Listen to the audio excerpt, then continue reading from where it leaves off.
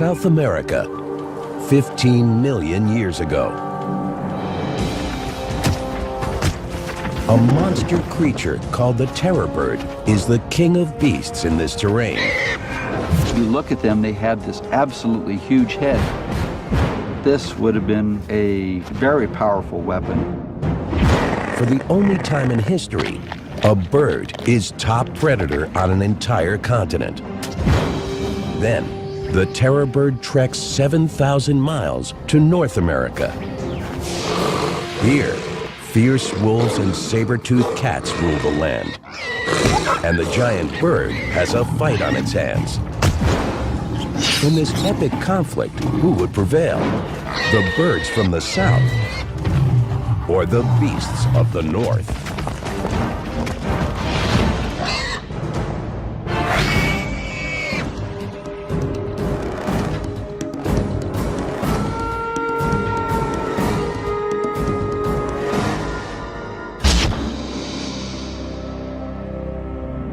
In the chronicle of life on Earth, dinosaurs reigned as history's greatest predators. They ruled the planet for 150 million years, but came to a sudden end 65 million years ago.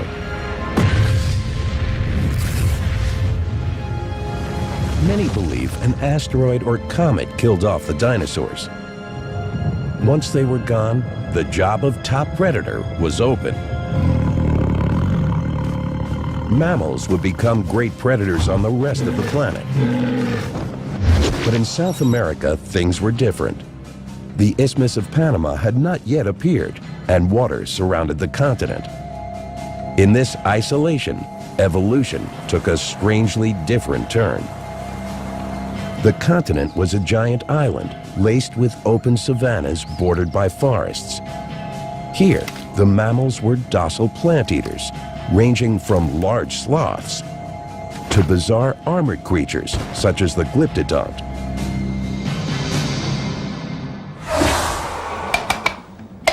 In this setting, the role of top predator went to a family of freakishly monstrous birds. Today, we call them the terror birds, and they ruled for 58 million years. If you look at the head, is enormous, like in all terror birds, and the bird would have been able to strike with enormous force, and such a force that by hitting a prey, it would have possibly killed the prey almost instantly. How could birds have attained such power? Evidence of the true nature of these enigmatic beasts is found first in fossil beds, and later in scientific laboratories. But the terror bird family remains largely a mystery. The fossil record reluctantly giving up clues in an ongoing investigation that began more than 120 years ago. The year was 1887. Paleontologist Florentino Ameghino wrote of a fossil unearthed in Argentina's Patagonia region. It was part of a strange toothless jawbone from a skull that would have been 2 feet long. So big, thought Ameghino, it must belong to a mammal. Then, in time, with more discoveries and more studies, he realized that he had made a mistake. It took scientists another 4 years to identify the big predators as birds. The key clues were in the center of the fossil bones themselves. Dr. Luis Chiappi is one of the world's foremost experts on these creatures. He studies terror birds at the Natural History Museum in Los Angeles. Sometimes it's not easy to tell apart a bird bone from one that is either of a mammal or another reptile. But one thing that in general is quite consistent is that bird bones are hollowed and they have very thin walls, as opposed to the bones of reptiles or mammals that are not. Here on my right hand, I have the bone of a crocodile, and you can see the difference. In time, a scattering of other fossils was discovered. Birds, yes, but what kind? They were undoubtedly big and certainly flightless. And then, skulls with sharp hooked beaks turned up, meaning these were monster carnivores. When they finally found a complete skull of a terror bird, they knew then that it was not a toothless mammal, but that in fact it was a predatory bird, and a gigantic predatory bird. Hooked beaks and sharp talons are two characteristics terror birds share with all modern raptors. But scale it up to the size of a 6-foot, 400-pound bird, and the result is frightening. In the 100 years after the first discovery, scientists collected enough fossils to identify 17 different species of terror birds. They varied widely in size and lived at different times during a period nearly 60 million years long. But in 2005, the unexpected happened. What appeared to be a totally new terror bird came to light in Argentina. High school student Guillermo Aguirre-Zabala was fossil hunting with a friend when they stumbled onto an historic discovery. Guillermo, now a paleontology student in Buenos Aires, had been interested in fossils ever since he was a young boy. El hallazgo fue The find was in the summer of 1999. I don't remember the exact date, but it had to be March. tiene que ser marzo. It all happened outside the village of Camacho, near the western edge of Argentina's vast region of Patagonia. Terror birds are known to have ranged from here through Uruguay and Brazil. Nosotros ya habíamos encontrado algún que otro fósil, unas mandíbulas. We had already found some other fossils, so we knew where to look and how to recognize fossils. De conocer los fósiles. Este particularmente estaba. This one in particular was almost completely covered. cubierto. When we found the first pieces, we made contact with the Paleontology Museum in Bariloche. Nos contactamos con la gente. That's where we learned how to dig around the fossil and extract it. Y bueno, ahí es donde aprendimos a extraer fósiles. Guillermo and his friend carefully covered their find and took it 40 miles away to the town of Bariloche. They gave it to the town's tiny paleontology museum, where it remained nearly unnoticed for 5 years. When Luis Chiappe learned of the find, he led an international team to determine the new specimen's place in the family of terror birds. He discovered it was a totally new species. Seeing this enormous skull that's about 20, almost 30 inches in length is just like, psh. I mean, it's a wow moment, no question about that. Chiappe's team dated the skull at 15 million years old and named it Kelenken Guillermo. Kelenken for a native Patagonian spirit, Guillermo for Guillermo. Kelenken was a spectacular find. It was a new species with a head unlike any other bird in history. At 28 inches long and with a skull essentially bigger than that of a horse, the skull of Kelenken is the largest bird skull ever. Chiappe compared other terror bird fossils to Kelenken's skull, plus a leg and toe bone found with it. He hoped to learn how big Kelenken was, how strong, how fast. I'd like to, see whether we can talk to Sarah. By examining the skull from a smaller terror bird, Luis Chiappe begins to get an idea of what the new species looked like. While in Bariloche, paleontologist Sarah Bertelli analyzes Kelenken bones in the town museum. Comparing measurements of these few specimens with other terror birds, they can estimate the critical dimensions of Kelenken itself.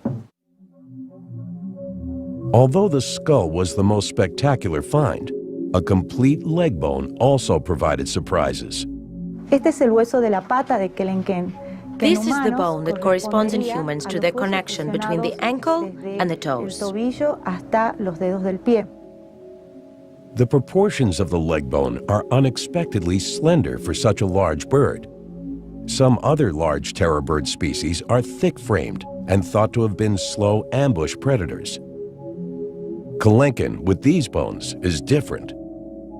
Por eso, en las aves de terror, que son In the largest and heaviest terror birds, this bone is short and stout, but in the faster birds, this bone is long and slender. That's why we think Kelenken was a fast runner. lo cual nosotros pensamos que era un corredor. Kelenken is among the tallest and fastest in the terror bird family. It weighs in at 400 pounds and stands 7 feet tall. It stands on slender but muscular legs, hinting at a fast running speed. From beak to tail, it's 9 feet long. But when seen from the front, it appears surprisingly narrow at 18 inches wide, perhaps less obvious to prey animals on the lookout. But Bertelli discovers that the bird's sheer size takes a back seat to the enormous strength of its bite. The bones of Kelenken's skull bear scars of massive muscles attached to the temples, a clue to the power of its gigantic jaws. These muscles control the bite force in most animals and represent one of the things even humans have in common with terror birds. Si colocamos nuestra mano en esta zona, If we put our hand up here and open the jaw, we can feel the contraction of the temporal muscles. la contracción de los músculos temporales. Estos músculos, la cicatriz dejada por estos músculos en el cráneo. The scars left by these muscles occupy a large part of the skull's roof. That gives us an idea of the tremendous bite force this bird had. Tremenda fuerza que tenía esta ave al morder. Another set of scars reveals powerful neck muscles. With such strength, the terror bird was fearsome in lashing out viciously with its frightening beak and its nail-like hook. The terror bird, using its head as a pickaxe, would plunge the nail of the beak into the prey animal, and it would slice through meat, but also through certain bones. A terror bird's head was a killing machine, a weapon propelling it to the height of power, becoming South America's unchallenged apex predator.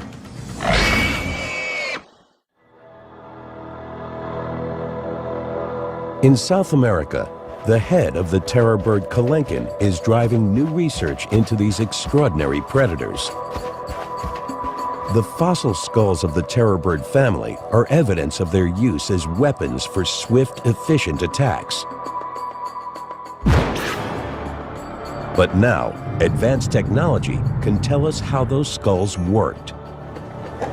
All right, this will be exciting. In the United States, 2 scientists prepare to use a medical CAT scanner to probe the inner structure of terror bird skulls. Let's get this thing set up. Larry Whitmer is a professor of anatomy at Ohio University. He's hosting Bob Chandler, a terror bird specialist from Georgia State College and University. All right. What are you doing now? Well, we're going to get it lined up here so that we can get it sort of centered and square within the X-ray beam. So we'll run the laser right down the top there. We're good. The process takes the skull of a terror bird and turns it inside out. The entire scan lasts less than a minute, but the pictures it produces will provide clues to the nature and behavior of terror birds as they lived and hunted. One thing we can tell by looking at the skull is that this is a relatively very strong skull. We can see that this pillar in front of the eye socket is really tall and strong. We see this bar along the cheek line right in this area is also tall and relatively thick, suggesting that the skull was built for both delivering and withstanding relatively large stresses. A fact that the peaceful plant-eating Homolototherium may have experienced firsthand as it faced the terror bird Kelenken. The Homolototherium was certainly one of the potential prey items for the Kelenken. It's a hoofed animal that really has no modern relatives. Slow on its feet, the 600-pound Homolototherium outweighed Kelenken by 50%. The kill required a specific strategy. One of its possible strategies would be to go for the base of the skull and to try and paralyze the animal.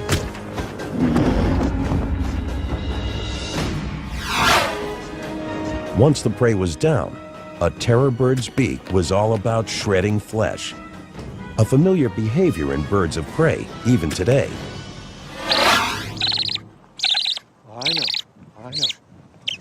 Joe Camp is a Southern California animal trainer. Using a modern-day hawk, he demonstrates how the sharp hook is a primary tool for any bird of prey, living or extinct.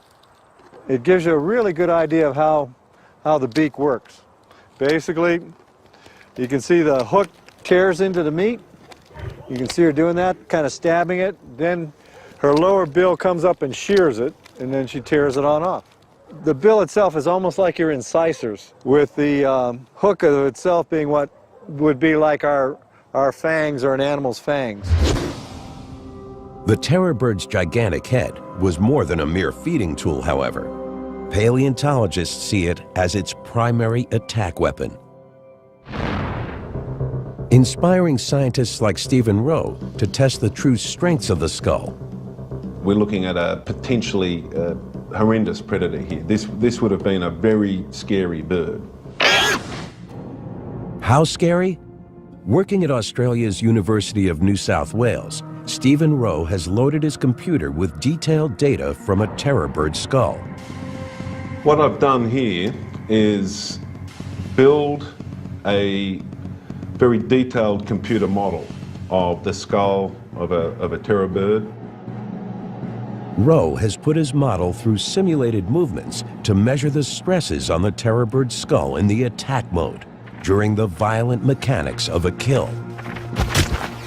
What this allows us then to do is to digitally crash test the animal, or digitally crash test the skull. So we can run it through different hypothetical behaviors to assess just how well the skull performs. Rowe's crash tests measure what kind of stresses are on the skull when the terror bird swings its head down, when it pulls its head back, and when it shakes its head from side to side. Stresses in the simulation are color-coded. Blue means very little or no stress. Green, a lighter blue through greens is medium stress, and then up into red, pink and white, high stress regions. The digital simulations offer insights into the bird's attack capabilities, as well as what might give them trouble. The analysis supports the belief that terror birds use their heads to swing down, striking pickaxe style into prey.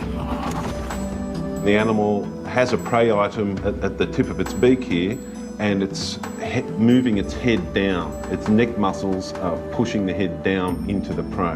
Under these conditions, the beak itself is not under a great deal of stress. When the terror bird bites and pulls, the skull also shows a lot of blue, meaning very little stress. Pulling with the beak is classic behavior for a bird of prey. The terror bird is well adapted to tear that prey apart with its beak by driving the beak in and pulling with that wickedly recurved tip of the beak there. But Rowe's electronic assessment also revealed a weakness in the mighty terror bird. In attacking and feeding on prey, it would never shake its head from side to side. Here in this third simulation, the bird is biting down into a prey animal and shaking its head from side to side. And under these conditions, the terror bird's skull lights up like a Christmas tree. It really does not handle that kind of stress well at all. While Rowe's simulations show how the hardware of the terror bird's head was used, Whitmer and Chandler are reaching beneath the skull's surface to uncover clues to the creature's behavior. But here, I mean, it makes this complete shield across the top.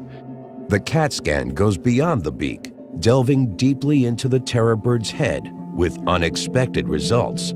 Well, one thing that the CT scan showed was really quite a surprise, and that is, if we look on the inside here, is that within the beak was a large hollow cavity. This was completely unexpected. It was completely hollow, which raised the question, why would they have this completely hollow structure? One thing I think could be going on here is that this bill, this hollow bill, was a resonating structure. They may have actually used, like some birds do today, sort of clacking movements of their jaws that would have resonated within this large hollow space. The clack of the terror bird may have been a familiar sound on the prehistoric savannas, but what was its purpose? A mating call? An alarm signal?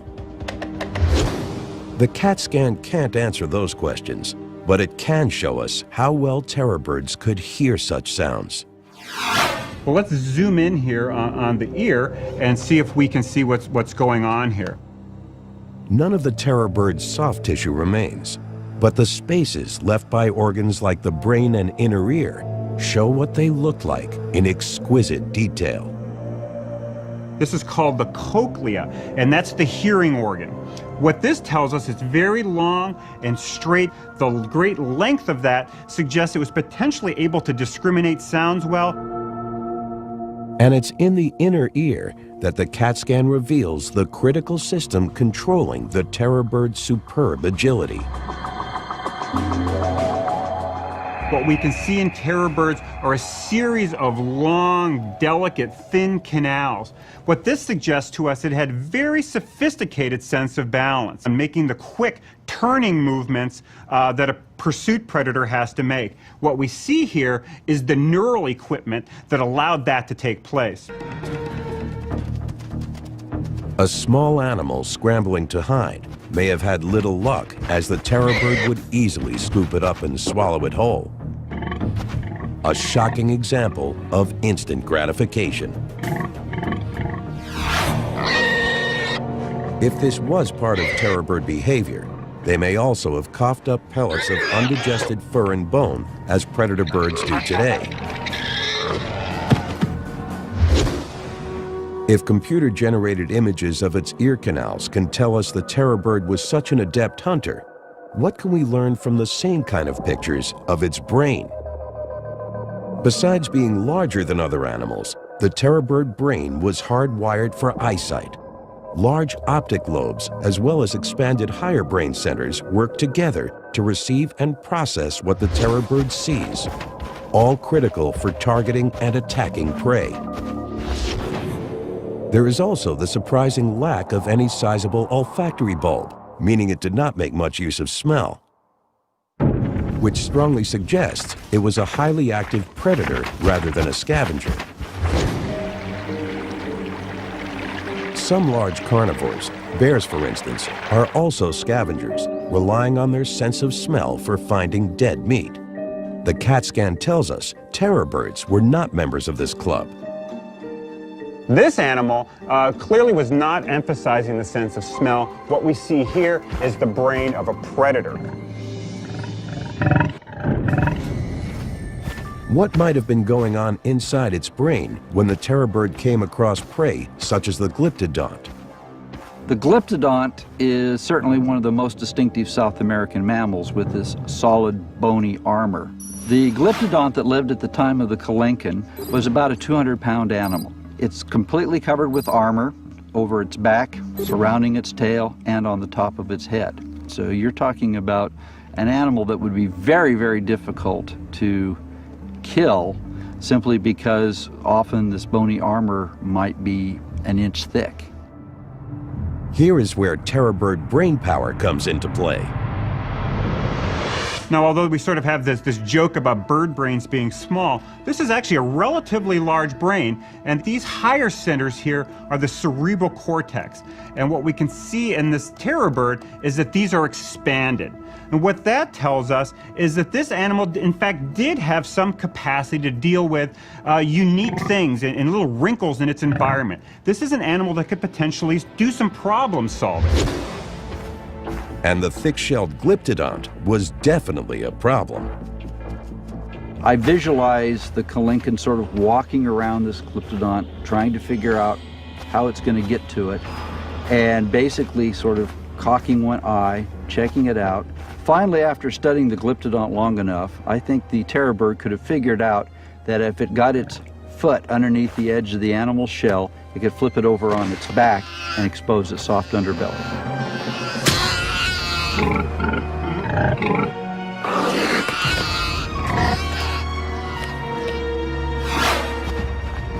South America was a cornucopia of prey for Kelenken and its relatives. As an active predator, a 300 to 400 pound terror bird had to eat 20 to 30 pounds of food a day, and the isolated continent provided it, remaining for the terror birds a virtual Garden of Eden. You really are talking about a smorgasbord of potential prey with very little competition that the terror birds could feed upon, some of them reaching quite large size. But nothing is forever. Our planet is an ever-changing one, and for the terror birds, the paradise of isolation would begin to crack with the rumblings of a volcano.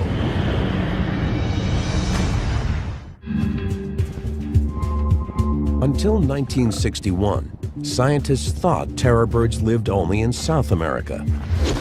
But a lump of leg bone and part of a toe raised an intriguing new possibility. When Titanus was first found in North America, it wasn't believed. It was thought that it had to be something else. This videotape shows scientists working underwater in Florida's Santa Fe River at the exact site where they found fragments of a creature identified as Titanus walleri, the first and still the only terror bird known in North America. Can you imagine the thrill that it was to have this first specimen, an unknown species that was here in Florida? This creature, from a continent isolated from the world by water, ended up nearly 7,000 miles from its origin.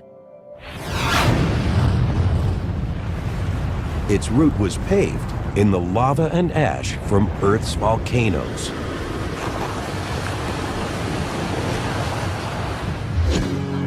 Oh, this is a big volcanic ash, a lovely piece of ash. Really very In Central Oregon, geologist Greg Ritalik shows paleontologist Jordy Duckler how volcanoes can quickly change a landscape. Part of a big eruption. It's a rather unusual kind of volcanic eruption. Ritalik says the deposit in Oregon was created by an ancient eruption in the Pacific Ring of Fire, a string of more than 400 volcanoes ringing the Pacific Ocean from New Zealand to Chile. Part of that ring is in Panama, where North and South America were once separated by a water gap. The two continents were joined by volcanic activity in the Central American Isthmus in the late Miocene when the terror bird was on the march. The connection was formed largely from lava-producing volcanoes rising from the sea, as well as the uplifting of tectonic plates. But there's more to the story. The native jungles of the new land in Central America were not the kind of environments through which terror birds would have migrated. That's where volcanic ash deposits like the one in the Pacific Northwest come in.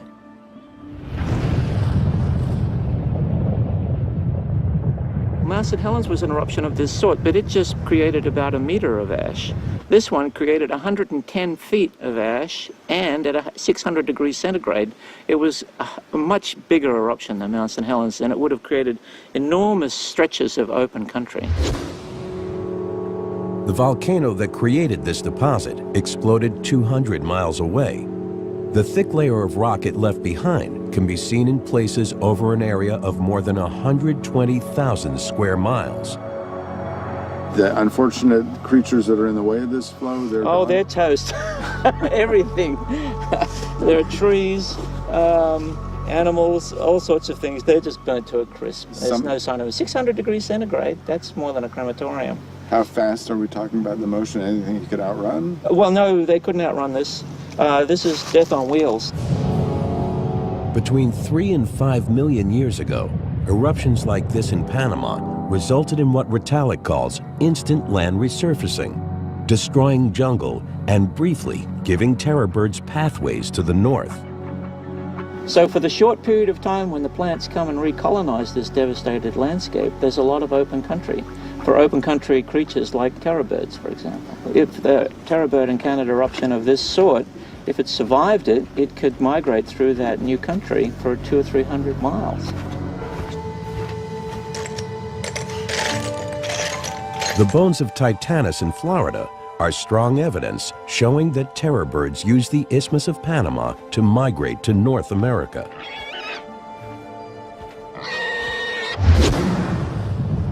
When volcanoes filled the gap between the two continents, the resulting land bridge made migration possible. The birds expanded into familiar savannas, now accessible by the new route. I think terror birds are like many other species that if the habitat is present, they'll try to occupy as much of it as possible. Since the original discovery in 1961, only a handful of North American terror bird fossils have been found. Presently, in North America, there are 42 specimens of Titanus. 41 of those specimens reside here at the Florida Museum of Natural History. Without a skull or any other large fossils, it's almost impossible for experts to piece together a complete picture of the North American terror bird. All they have to work with are scant bone fragments. Irv Quittmeyer calculated the key dimensions for Titanus by comparing the proportions of its bones to other terror bird species. For instance, he used the base of the Titanus leg fragment to figure out the whole bone's length. When we examine this bone, we see that it's quite broad, and such a base must have supported a long shaft of bone and a tall bird. The way that this would work can be illustrated by using these lumps of clay and ruler. In a small base, this would just fall over. So it needs a large base in order to hold it in place, and with a smaller one here. So, a large base, long shaft of bone, tall bird.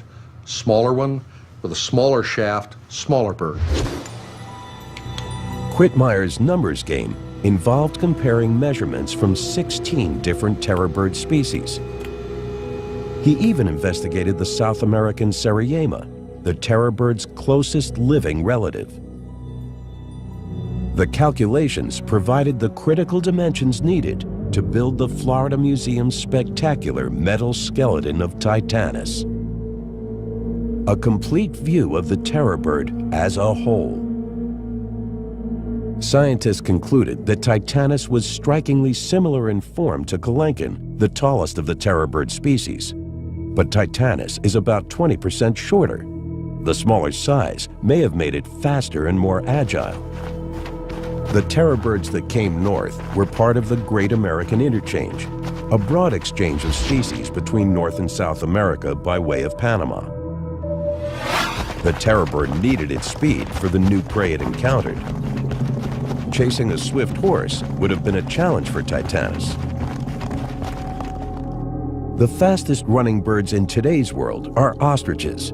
Similar in shape and size, they offer us a way to figure out how terror birds ran. Some terror birds compare very well in terms of their limb proportions to an ostrich. And so you would be fairly confident in reconstructing terror bird locomotion as something like that of an ostrich. Since ostriches can easily run 30 to 40 miles per hour, they're not easy to pin down for a demonstration of their technique. So, biologist Kevin Middleton has invited gymnast Henry Holloway to the University of California campus in San Bernardino to explain how creatures like ostriches or terror birds can run so fast. Holloway will show how his human legs can work just like ostrich legs with the help of some special equipment. It's a jumping stilt. This is an aluminum frame with a carbon fiber leaf spring that's gonna give you back what you put into it. The jumping stilts will allow Henry to run like an ostrich by mimicking the long, springy tendons in the bird's legs. But the anatomy of the bones is part of the equation as well. This is the thigh bone, the knee, the shin, and the foot.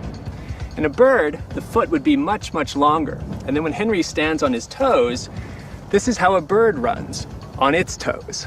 The longer foot is important because it gives greater leverage for the muscles and allows longer strides. The apparent backward knees in a fast-running bird are really the animal's ankles. It's a dramatic illustration of how long those foot bones are and how much leverage they supply. Let's do it. For Henry Holloway, the high-tech jumping stilts essentially lengthen his short human feet, giving him the ability to run like a terror bird. Go!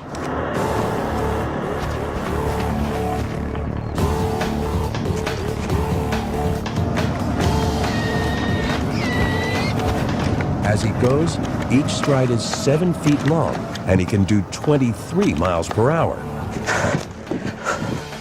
Terror birds with bigger legs and bigger muscles had 10-foot strides and could probably do 40, just as ostriches can today. During a high-speed chase, Titanus had to run to the side of a primitive horse to avoid kicks from its hind legs.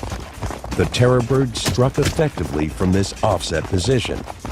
With that pickaxe, drive the nail into the back of the neck, make a severe wound there, and then allow the animal to bleed to death before they came in to finally dispatch the animal.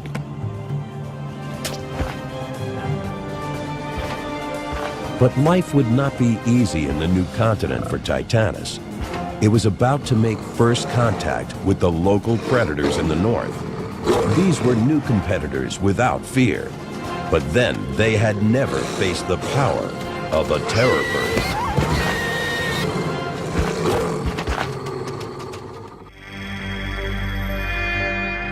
Around 5 million years ago, in what is now the southeastern United States, a mysterious newcomer from South America feeds on a primitive horse. The terror bird was the top predator in its ancestral home. But here in North America, it has competition from creatures it never encountered before. At the same time that Titanus was here in North America, there was a small wolf-like animal called the Edwards wolf. Not as large as gray wolves today, but larger than a coyote. Hunting in a pack, the wolves are there to steal the terror bird's prey. But this is a challenger they've never seen. They depend on instinct and spread out. This is a battle for attention. Who can divert the attention of the other combatant and in which direction and for how long? If you're distracted long enough to have to fight one wolf, there's not really a chance that you can expend your energy keeping the other wolves at bay. Modern wolves are known for wearing down their targets, and their prehistoric cousins were likely the same. I think probably the defining moment is when the Titanus feels like its life is endangered. Once the terror bird gets the idea that it's, in a sense, outnumbered at a strategic level, it's probably not going to expend its energy over that carcass. It's probably going to divert its energy somewhere else.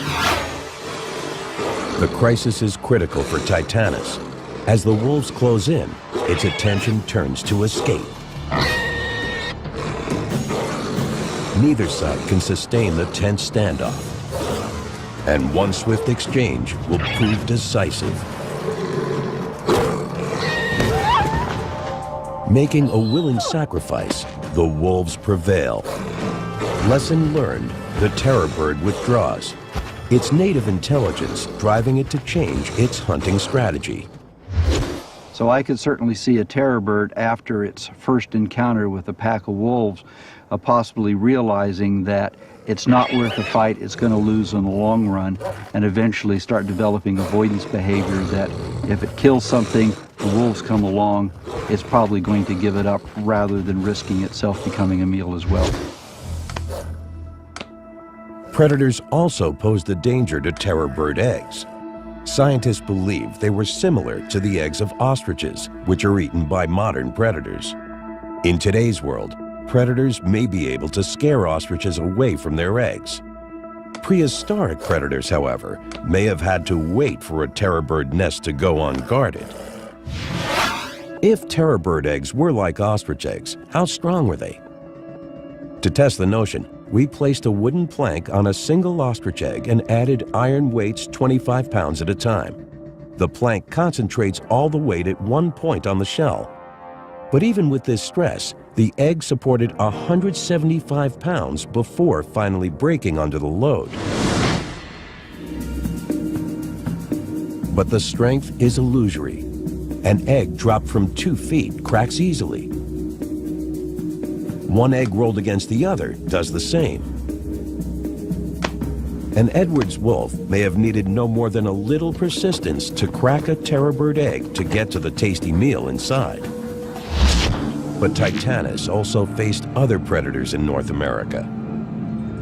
Among the most dangerous was Smilodon gracilis, a smaller ancestor to the giant saber-toothed cats that would arise within the next epoch. A modern-day encounter between cheetahs and ostriches may mirror the way ancient cats avoided adult terror birds.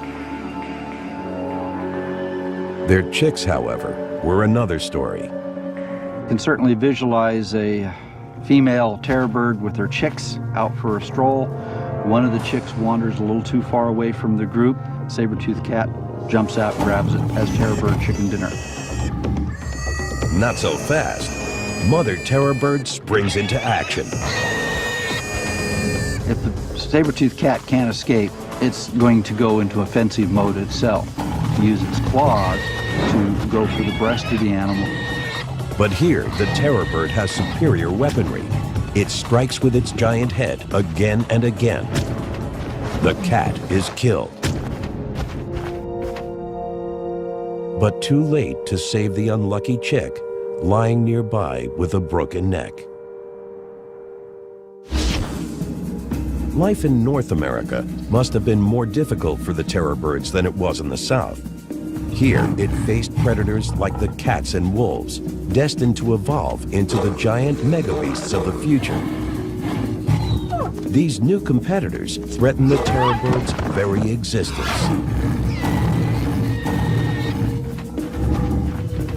Titanus as a species was in mortal danger. The reign of the terror birds lasted nearly 60 million years. They were top predators in South America and adventurous immigrants to the north. But their extinction is a complex puzzle that scientists are still trying to unravel. Trying to come up with a good, simple explanation for the extinction of any group of animals is very difficult. One factor may be the Great American Interchange, the mixing of species migrating between North and South America, making life for terror birds more difficult. One of the things we can look at is lack of competition with other predators, and the fact that once you start getting North American predators, dogs, cats, things like that, there's increased competition for food supply. 2 million years ago, terror birds in North and South America may have been hard-pressed to find a meal when saber-toothed cats shared their territory. The pressure from predators and competitors may be two factors in the terror bird's extinction, but there's also a larger picture.